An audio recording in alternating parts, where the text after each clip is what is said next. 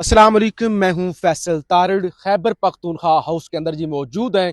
वजीर आला सुहेल अफरीदी की जानब से बड़ी अहम प्रेस कॉन्फ्रेंस की गई है। आपको पता है ईरान अमेरिका जंग 1 महीने से जायद अरसा हो गया है और इस सारी सूरत हाल के अंदर अब स्मार्ट लॉकडाउन, पूरे मुल्क को बंद करो, पेट्रोल महंगा, सारा मुल्क बल्कि सारा मुल्क क्या पूरी दुनिया ही इस वक्त इस जंग के तनाजुर के अंदर डिस्कशन होती है। पाकिस्तान के अंदरूनी जो मामलात हैं, कैदी नंबर 804 की रिहाई का मिशन, फिर जो एक रिहाई फोर्स बननी थी, वो सारी चीजें शायद बहुत ज्यादा सोशल मीडिया पर डिस्कस नहीं हो पाती या उनको स्पेस नहीं मिलती, क्योंकि आलमी इश्यूज इतने ज्यादा हैं कि ये बाकी रूटीन की जो चीजें हैं वो दब जाती हैं। बहरहाल आज अभी खैबर पख्तूनख्वा हाउस के अंदर सुहेल अफरीदी साहब ने एक बड़ी अहम प्रेस कॉन्फ्रेंस की है। 2-3 उन्होंने बड़े इशारे दिए हैं कि चीजें किस तरफ जाने जा रही हैं, क्या होने जा रहा है। कुछ गलत फहमियां खास तौर पर ये तहरीक को लेकर कि कब तहरीक शुरू हो सकती है वो भी उन्होंने दूर की है। और खास तौर पे नौजवान सहाफी, सबसे पहले इंट्रोडक्शन करा दूं, जिशान नूर मेरे साथ मौजूद हैं। खास तौर पे देखिए, कासिम खान साहब की एक प्रेस कॉन्फ्रेंस हुई अक़वाम मुत्तहिदा के अंदर, इतना बड़ा प्लेटफॉर्म, जाहिर है वो मामूली बात तो नहीं है क्योंकि प्रेस कॉन्फ्रेंस तो थी नहीं, वो तो दुनिया का सबसे बड़ा अदारा जहां पे वो जाके बोले, उन्होंने बताया पाकिस्तान के अंदर क्या हो रहा है, तौहीन मजहब को लेकर उनके वालिद के साथ क्या हो रहा है, इंसानी हकूक की धज्जियां। पाकिस्तान में जी उस प्रेस कॉन्फ्रेंस के बाद आग लग गई, भूल गए ईरान की जंग, भूल गए सालसी भी करवानी है, क्या करना है, सऊदी अरब के साथ कौन सा मुआहदा है। इधर से उस्मा बुखारी ने प्रेस कॉन्फ्रेंस शुरू कर दी, पूरा media, social media, talk shows, वफाकी वजीर इत्तलात भाई GSP प्लस स्टेटस के खिलाफ प्रेस कॉन्फ्रेंस कर दी है। बोल गया है इमरान खान का बेटा मुल्क दुश्मन इंतशारी, ये चाहते ही नहीं है तरक्की हो। तो ये जो प्रेस कॉन्फ्रेंस में एक तो सुहेल अफरीदी ने बड़ी डिटेल से बताया है कि ये सहाफियों के साथ, आम लोगों के साथ, सियासी वर्करों के साथ जलसों पर गोलियां चलना, जजों पर गोलियां चलना, उन्होंने कहा ये कासिम खान ने नहीं चलवाई भाई।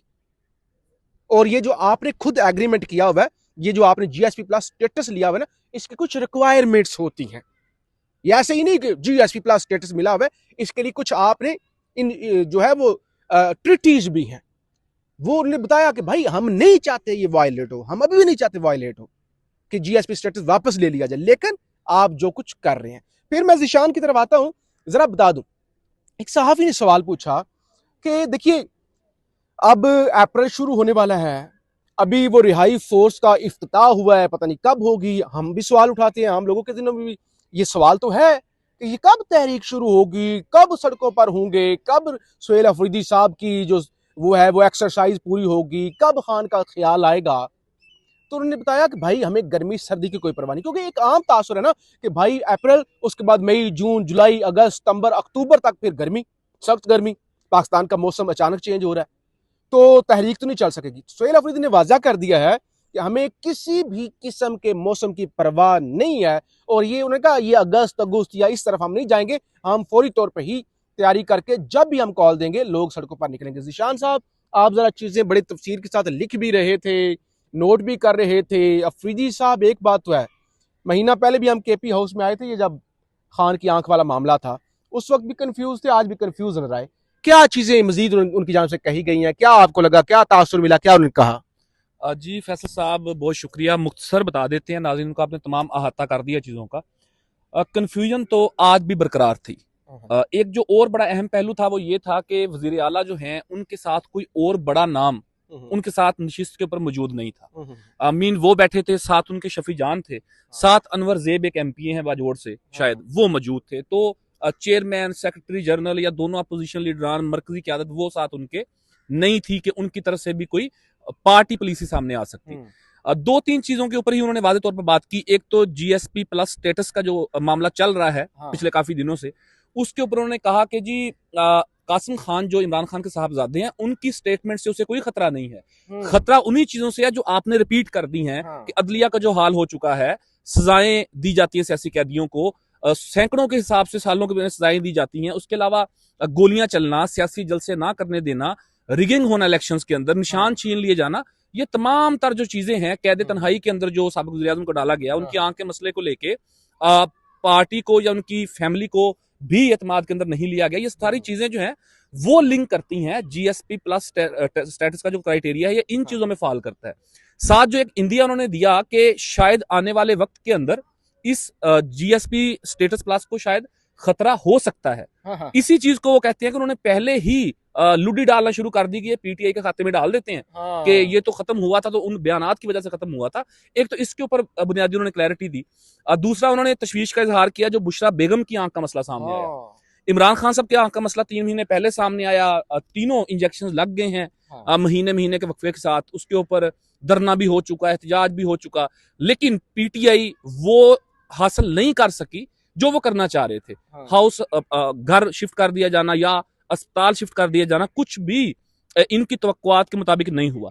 अब चूंकि बुशरा बेगम की आंख का मसला सामने आया, वही डॉक्टर आरिफ खान उन्हीं की ट्रीटमेंट कर रहे हैं, तो उसके ऊपर उन्होंने तशवीश का इजहार किया। उसको उन्होंने लिंक कैसे किया कि इमरान खान साहब जब टूट नहीं रहे तो उनकी बेगम को ये आंख के मामले को लेके उन्हें कैद तन्हाई के अंदर रखा गया, उनके साथ नारवा सलूक, ये सारी चीजें की जा रही हैं कि इमरान खान को तोड़ा जा सके।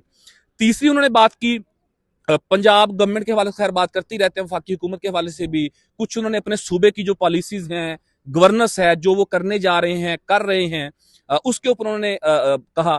फिर उन्होंने पंजाब की जो वज़ीर इत्तलात हैं बुखारी, उन्हें उन्होंने चैलेंज किया शफी जान ने कि जी आप 13 साल की हमारी जो गवर्नेंस है केपी की, पीटीआई की, आप अपनी पंजाब की 13 साल की गवर्नेंस जो है उसका तकाबली जायजा कर लें और हम आपको चैलेंज करते हैं। एक जो तहरीक के हवाले से सबसे अहम बात जिसके ऊपर लोग सवाल करते हैं कि जी असल बात जो है, मेन मुद्दा तो यही है, जंगलात लग रहे हैं, फोर्सेस को ये इक्विपमेंट दिए जा रहे हैं, गवर्नेंस हो रही है, पैकेज दिए जा रहे हैं, लोगों को रिलीफ दिए जा रहे हैं, ये तो हर गवर्नमेंट ही करती है। अलीमीन खान गंडापुर भी कर रहे थे, उससे पहले महमूद खान, परवेज खटक, वो भी कर रहे थे। असल जो लोगों का सवाल है, असल जो लोगों की नजरें हैं वज़ीर आला के ऊपर, वो है इमरान खान की रिहाई के हवाले से कोई लॉन्ग मार्च या कोई बहुत बड़ा एहतजाज कि जिसके नतीजे में इमरान खान की रिहाई मुमकिन हो सके। उसके ऊपर बज़ाहिर उन्होंने कोई तारीख तो नहीं दी, लेकिन ये उन्होंने कहा कि हम बहुत जल्द बहुत सख्त फैसला करेंगे। ये बात करके साथ ही उन्होंने फिर इसको ऐड किया कि बहुत सख्त फैसला होगा। ये 2 दफा बात की है उन्होंने। एक उन्होंने कहा हम बहुत सख्त फैसले करने जा रहे हैं, साथ ही उन्होंने कहा कि वो फैसले बड़े सख्त होंगे। अब वो कितने सख्त होंगे या कितने पोले पोले होंगे ये तो वक्त ही बताएगा। लेकिन ये है कि आपने जो बात की कि मौसम का इसमें कोई उन्होंने वो नहीं रखा, हालांकि ये एक आम फहम बात है कि मई जून जुलाई में लॉन्ग मार्च करना कोई आसान बात नहीं है। ऐसे ही दिसंबर जनवरी के अंदर करना कोई आम बात नहीं है। शदीद सर्दी शदीद गर्मी का मौसम पाकिस्तान के अंदर होता है, लेकिन उन्होंने कहा कि इसमें मौसम जो है वो आड़े नहीं आएगा, बहुत जल्द हम बड़े सख्त फैसले करेंगे और पूरी कौम हमारे साथ खड़ी होगी, हम इमरान खान को रिहा करवाने के अंदर कामयाब होंगे। बाहर उन्होंने तारीख नहीं दी। सोशल मीडिया के हवाले से एक आखिरी लाइन, सोशल मीडिया के हवाले से उनसे पूछा गया कि जी सोशल मीडिया बड़ी तनकीद करता है आपके ऊपर, क्या आप फैसले नहीं कर पा रहे। उन्होंने कहा जी सोशल मीडिया की जो तनकीद है वो बज़ाहिर इमरान खान से उन लोगों की मोहब्बत का सबूत है। वो इमरान खान से बेजा मोहब्बत करते हैं और वो ये समझते हैं कि कुछ ऐसा किया जाए कि इमरान खान को रिहा करवाया जाए, तो सोशल मीडिया हमारे ऊपर तनकीद करता है। हम उनको ऑन करते हैं और सोशल मीडिया हमारे हर फैसले के लिए हमारे साथ खड़ा होगा। तो बज़ाहिर कोई तारीख तो उन्होंने नहीं दी, लेकिन आने वाले चंद दिनों के अंदर मजीद पिक्चर जो है वो क्लियर होगी। बहरहाल बहुत शुक्रिया।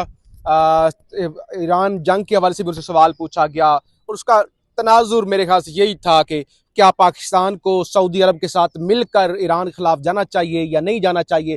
तो सोहेल अफरीदी ने यही कहा कि हमें पाकिस्तान का सोचना चाहिए, हमें किसी की जंग नहीं लड़नी चाहिए, अगर हम अमन के लिए कुछ कर सकते हैं तो करें। बहरहाल इस सारी चीज़ों को से हट के सोहेल अफरीदी को जिस पर्पस के लिए शायद लाया गया था बतौर ओपनर बैट्समैन, उसके अंदर तो वो ज़ाहिर अभी तक बहुत